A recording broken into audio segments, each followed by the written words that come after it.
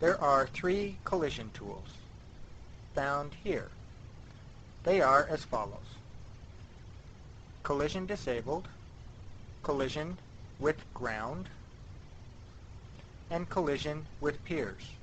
Clicking on collision with ground or piers will turn off collision disabled, which is the default.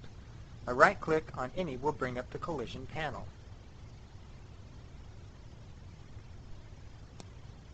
Click on Goblet 4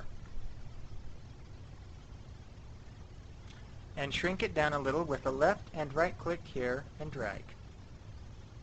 We will raise the goblet off the ground a little bit, tip it, and take a look at the panel settings.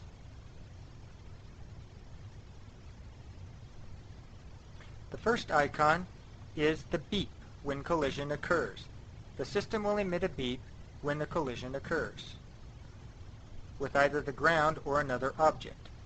The next two are the stick or stop after colliding. With stick after colliding on, the magnetic tools discussed earlier will appear upon contact. The last two settings are high and low collision precision. With the settings on ground collision, with beep, stop, and high, we will drag the goblet down.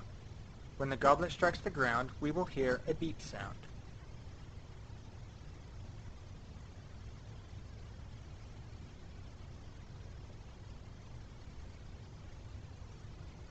Now click on the Bolt 2 object, shrink it down, and make several copies.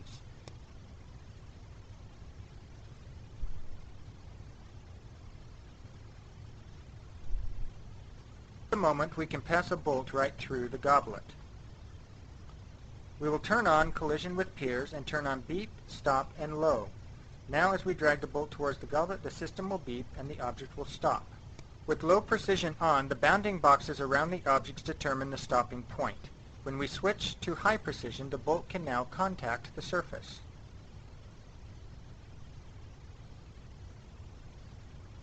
Take a second bolt and notice that it will collide with everything in the scene and stop.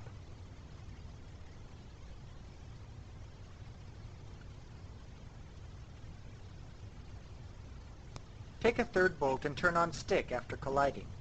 Note that stick overrides low precision, and after the magnetic tools pop up, the object will roll or move around the first object it struck, passing through all other objects.